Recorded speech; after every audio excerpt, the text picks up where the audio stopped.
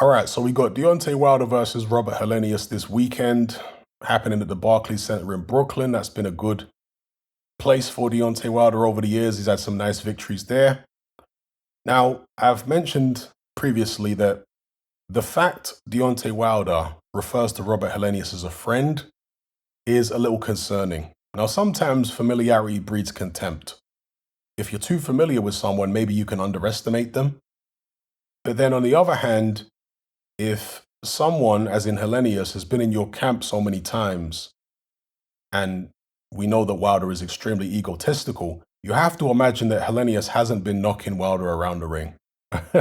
You have to imagine that Hellenius has been in sparring partner mode, and he's been behaving himself and been very polite in order to accommodate Deontay Wilder's ginormous ego, right?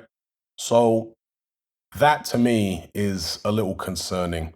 Also, Deontay Wilder came out and said that Robert Helenius has a warrior spirit.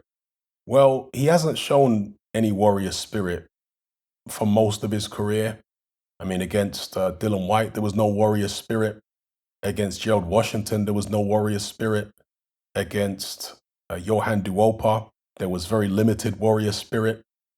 On and on it goes. He did show some tenacity in the first Adam Kalnacki fight, but how long would it have been before he crumbled just like he did against Gerald Washington? Because he was under a lot of pressure in that fight, but he eventually did land the shots that were able to take Kalnacki out. So maybe he's riding the crest of a wave at the moment in terms of his confidence. We'll see if he can bring that into the Wilder fight. But you have to imagine, again, going back to that sparring, that Helenius has been on the receiving end in a major way in those Deontay Wilder training camps. Because I just don't see Wilder bringing a guy back for multiple camps who's maybe hurting him or putting him on the floor. I don't think Deontay's that kind of character. He seems to want only yes men around him. He seems to want things to go all his own way, you know? And if someone is really sticking it on him, are they going to be inviting him back? It's like Jarrell Miller. He went down to Alabama and sparred Deontay Wilder earlier on in his career. And according to Jarrell Miller, that didn't go on for too long because he thinks Wilder didn't want the smoke in the gym. So that was what that was. Let me know what you guys think in the comments about this Robert Helenius fight. Will Helenius be able to break out of the sparring partner mentality and actually give us a fight here? Or is this a very carefully selected opponent precisely because they know he'll be under manners? So let's see what happens. I'm certainly hoping it's going to be competitive and that it won't be one-way traffic. But if I had to bet on it, I suspect it will be. Helenius, of course, is a big guy. He can punch. He's got heavy hands. But it's the sheer will of Deontay Wilder that frightens a lot of his opponents. And particularly looking at a guy like Helenius, who, again, from what I've observed over the years, doesn't really have much of a warrior spirit.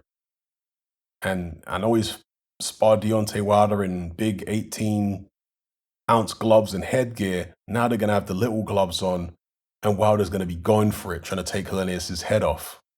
I just think that Helenius isn't going to like that kind of heat coming at him. Someone with that type of will, someone with those type of bad intentions. I think he'll probably shrivel up before he gets knocked out, I would suspect. I hope I'm wrong. I hope he absolutely goes for it and really lays it all on the line because he's going to need to. Robert Helenius has better coordination than Deontay Wilder. He can box a little bit. He's not a great boxer, but he can box a little bit. I have to assume he's going to try to do that, try and stick Deontay Wilder on the end of a jab, try and be the technically better fighter. But Wilder has a way of getting through, even against technically better fighters at some stage. So Helenius is going to need to land something significant, I think, to keep Deontay Wilder off of him. He's going to need to land either some real solid jabs. He's going to need to land a big right hand, something that's going to keep Wilder honest. I don't even want to say intimidate him because it's hard to intimidate Wilder in the ring, but something that's going to just put some doubt in his head. and therefore calm him down a little bit so he's not throwing too many of those big right hands over the top. Let's see what happens. And just briefly to look at the undercard here, because I'm not sure who's on there. It loads up. So we got Caleb Plant versus Anthony Durrell. Not a bad fight. Gary Antonio Russell is on there. That's obviously the brother of the other Gary Russell, right? It's bizarre they've both got the same name. It's like George Foreman's kids. George Foreman named several of his sons George. Don't know why somebody would do that. Frank Sanchez versus Carlos Negron is a horrible fight. They really need to do better than that for Frank Sanchez. Carlos Negron is, oh dear. Okay.